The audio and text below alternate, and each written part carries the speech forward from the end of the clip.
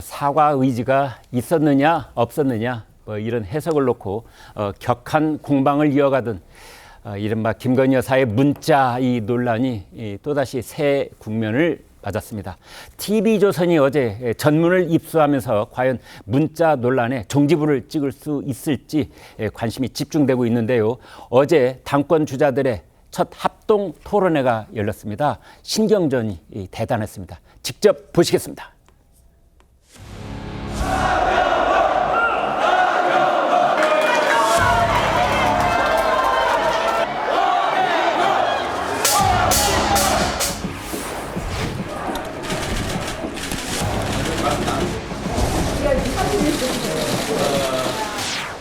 우리 지금 못난 이 모습으로 이재명의 민주당 이길 수 있겠습니까, 여러분? 그저 우리끼리 싸우고 갈라치고 줄 세우고 줄 서고 절대 안 됩니다. 아무리 뛰어난 선수도 팀보다 위대한 선수는 없습니다. 아직 팀의 정체성을 익히지 못하고 팀의 화합을 이끌어내지 못하는 사람에게 당대표를 맡겨서 실험을 하기에는 우리의 상황이 너무 위험합니다. 개보정치, 오다정치, 줄 세우기가 우리 당의 썩은 기득권이 저 윤상현의 꼴찌의 기적으로 보수혁명을 이룰 수 있게끔 당원 여러분들이 저 윤상현을 기억해 주십시오. 우리 지금 분열하고 있지 않습니까? 인신공격과 비방으로 내부 총질하고 있지 않습니까? 그렇게 당을 망가뜨리면서 이기면 뭐가 남습니까? 저는 그러지 않고 앞으로도 그러지 않겠습니다.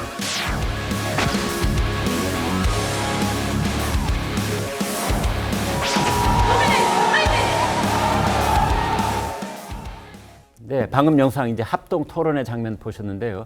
특히 문자 무시 논란의 당사자인 한동훈 후보를 향한 이 상대방 지지자들의 견제도 눈에 띄었습니다. 영상 보시겠습니다. 한동훈 당대표 후보자의 정견 발표 함께 들으시겠습니다.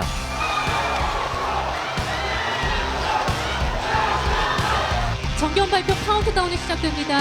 잠시만 조용해 주시고요. 국민 여러분, 당원 동지 여러분, 한동훈입니다.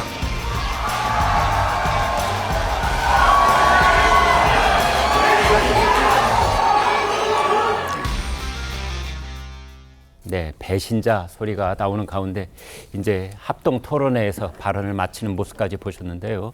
호준석 국민의힘 대변인께요. 네네. 자, 호남 당원들 앞에서 이제 저는 토론을 가졌는데 국민의힘 호남 쪽 당원들은 어떤 특별한 특징이 있습니까?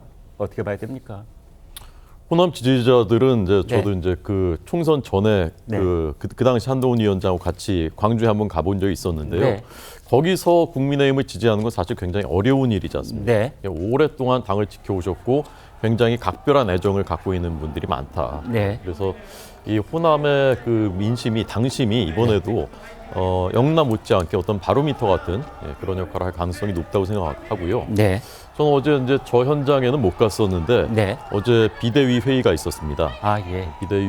비대위원장 비롯한 비대위원들이 사전 간담회 또 했었고 그 현장에도 있었는데 하여간 분위기는 첫째 이렇게까지 가면 안 된다. 네. 이렇게까지 과열돼서는 안 된다. 추경호 원내대표는 어제 공개 회의에서 이거 자해 행위라는 표현까지 이제 썼거든요. 네. 그렇게 가서 안 된다라는 게 첫 번째였고요.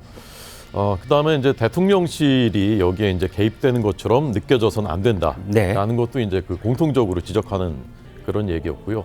어느 그 참석자께서는 후보들끼리는 뭐 그 싸울 수 있는데 거기에 당협위원장들이라든가 그 당규에 선거운동 할 수 없게 돼 있는 이런 사람들이 거의 같이 들어가서는 안 된다. 그러니까 이를테면 연판장 움직임 같은 거요. 네네, 그런 걸 지적한 분도 있었습니다. 아, 그렇군요. 그런데 제가 오프닝에서 잠깐 얘기를 했었는데요. 이제 어떤 일이 계속 굴러가다 보면 배가 산으로 가기도 하는데 이제 이번 일의 경우에는 김건희 여사가 작년 9월인가요? 재작년 9월이 되겠군요. 그 이제 최지영 그 목사라고 하는 이한테서 이제 파우치백을 받았다. 라는 거에서 촉발이 된 건데 이제 그 일이 그해 11월쯤에 이제 보도로 알려지기 시작하고 그 다음에 이제 올해 1월 달에 이것이 가장 총선에 뜨거운 이슈가 됐을 때 사과를 해야 된다.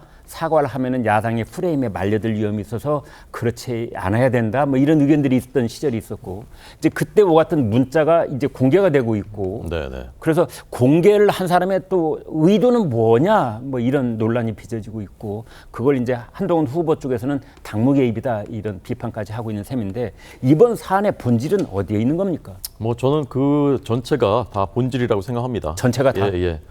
이번에 투표하는 분들이 네. 다 판단할 만한 부분들이 하나하나 있습니다. 네. 그때 이제 그 한동훈 위원장이 정무적인 판단이 적절했느냐 아니냐도 이제 판단하실 거고요. 지난 1월에. 네. 1월에.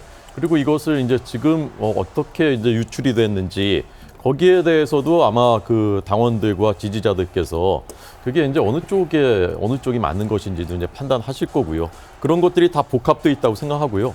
저는 전당대회는 기본적으로는 시끄러운 게 맞다고 생각합니다. 네. 정당은 주죽은 듯 조용한 것보다는 시끄러운 것이 낫습니다. 그게 건강하고 생산적인 것이라고 생각하고요. 저 이제 나올 게 다 나왔다. 네. 아까 무슨 표현 전모라고 하셨나요? 네. 하셨는데 이제 나올 게 다 나왔어요. 국민들이 나왔다. 판단하실 수 있는 거리가 이제 다 나왔어요. 네. 전문도 나왔고 그 당시 상황에 대한 그 이해할 만한 것들도 이제 다 나왔거든요. 네. 그래서 저는 이제 꼭지점 찍고 이제 내려간다고 봅니다. 이 논란이. 이제 당원들의 판단은 이미 판단을 가지기에 충분한 그런 내외적 조건들이 다 나온 셈이다. 네네. 이렇게 보시는 거고요.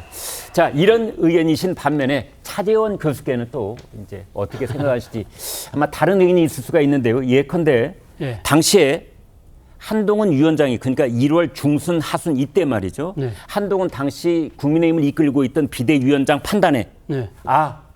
윤석열 대통령과 윤석열 대통령 부인이 사과할 의향이 있구나라고 생각을 했을까요? 아니다. 사과할 의향이 전혀 없다. 이렇게 판단했을까요? 전혀 없다기보다는 상당히 사과에 소극적인 태도를 갖고 있다고 판단했을 가능성이 굉장히 높다고 봅니다. 왜냐하면 김건희 여사가 문자를 보내긴 했습니다만 뭐 지금 공개된 문자에 보면 그러니까 위원장의 의견에 따르겠다는 말이 있지만 그 네. 뒤에 그럼에도 라는 말이 있잖아요. 네. 그러면서 사과의 진정성이라든지 사과를 했을 경우에 이것이 일파만파로 번질 수 있다는 우려들에 대한 이 내용이 나오고 그리고 또 그 시점에 사실 감아보면 당시 친윤계라고 할 수 있는 이 스피커들이 네. 사과하면 절대 안 된다. 여기서 밀리면 우리가 총선 질 수밖에 없다는 식의 이야기들이 계속적으로 나왔을 때 그 네. 부분을 아마 한동훈 당시 위원장 입장에서 이거 용산의 뜻이라고 판단했을 가능성이 높고요. 결국 김건희 여사의 문자 메시지는 일종의 뭐랄까요? 그러니까 립 서비스, 애드립 뭐 이 정도로 판단했을 가능성이 크지 않을까라는 생각이 듭니다. 네. 자, 이러한 상황을 가장 정확하게 알고 있는 사람은 사실은 윤석열 대통령 부부일 겁니다. 그 메시지가 김건희 여사로부터 한동훈 위원장한테 갈 때 이제 윤석열 대통령은 언제부터 어디까지 내용을 알고 있었으며 또 윤석열 대통령의 본심은 어디에 있었는지 등등이 가장 중요한 대목이 아닌가 싶기도 한데요. 어제 얘기로 돌아가 본다 하면은 어제 광주에서 있었던 김대중 컨벤션 센터에서 이제 합동 토론회가 있었는데 연설회장 밖에서는 김건희 여사의 문자 무시 논란을 두고 한동훈 후보와 3명의 당권 주자들 간의 치열한 공방이 계속 오갔습니다. 자제를 하는 게 좋겠다라는 이 당 지도부의 그런 요청이 있었는데도 불구하고 공방은 여전했습니다. 직접 들어보시겠습니다.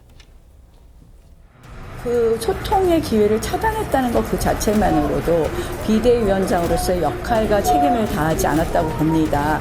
당연히 사과해야 된다라는 것이 저의 입장입니다. 선관위에서 서로 새로운 공방이 될 수 있는 거는 좀 당분간 자제를 해달라. 그래서 제가 일단 그 방침에 따르겠습니다. 그 부분에 대해서는 뭐 제가 할 말이 없어서가 아니라 그러니까 더 이상 언급을 안 하겠다니까요. 지금. 한동훈 위원장께서 김 여사님이 5자리 문자 보냈으면 한번 인간적으로 한번 들어본다든지 메시지를 보냈으면 하는 안타까움인데 일종의 정책 판단의 미스가 아닌가 이렇게 봅니다. 공과사를 명확하게 구분해야 한다고 저는 생각해요. 그 상황에서 사적인 폭로를 통해서 어떤 답을 만약에 주고받았다면 만약에 그 답이 문자가 지금 오픈됐다고 생각해 보십시오. 그럼 야당에서 정말로 국정농단이라고 하지 않을까요? 자, 전지현 변호사께요. 네. 지금 뭐 저희가 영상을 이제 원희룡 전 제주지사, 원희룡 그 후보의 얘기를 들었고, 그다음에 이제 한동훈 후보의 얘기를 들었습니다만, 그동안의 이 문자 논란을 가지고 이제 한동훈 그 후보를 비난해왔던 그 선봉장에 이제 원희룡 후보가 있었는데, 어제부로 조금 자제하는 모습을 보이기는 했습니다만, 그러나 기본적인 입장은 변함이 없을 거라고 보는데요. 자, 전 변호사께서 보시기에 지금 원희룡 후보의 전략은 뭐라고 생각을 하세요? 저는 원희룡 후보의 전략은 이 문제를 뭐 이렇게 주도적으로 끌고 가겠다 이런 거는 사실 아닌 것 같아요. 사실 저 문자 공방은 일십을 해서 인간적인 도의 이런 거를 얘기를 하는 게 아니라 네. 전당대회에 출마한 후보의 어떤 총선 결과에 대한 책임과 정무적인 판단의 역량을 알아야 유권자들이 표를 주는 거 아니겠습니까? 그거를 판단한 중요한 잣대가 되는 문제라고 생각을 합니다. 그러니까 그 이제 자기가 오랫동안 검찰에서 모셨던 그 선배의 부인이 보낸, 그리고 현직 대통령 부인이 보낸 문자에 대해 답장을 하지 않았다, 그 부분이 아니라 그걸 놓고 했던 정무적인 판단. 예, 정무적 판단과 어떤 그로 인한 총선 결과에 대한 책임 두 가지가 본질이라고 봐요. 네. 왜냐하면은 저거를 가지고 한동훈 캠프에서는 뭔가 그 앞에 중심이 있다, 사과가 불가능하다는 얘기를 한 게 취지이다 이렇게 얘기를 하는데 네. 제가 국어를 잘못 배운 게 아니면은 그럼에도 불구하고라는 접속사가 들어갔을 때 네. 핵심은 앞이 아니라 뒤에 있는 거거든요. 누구를 네. 막 칭찬하면서 뒤에서 욕을 하면은 그 사람을 욕하는 거예요, 나는. 네. 근데 왜 엉뚱한 말을 하시는지 이해가 안 가고, 차재원 교수님 말씀처럼 소극적으로 정말 김건희 여사가 사과에 소극적인 태도를 보였다고 하더라도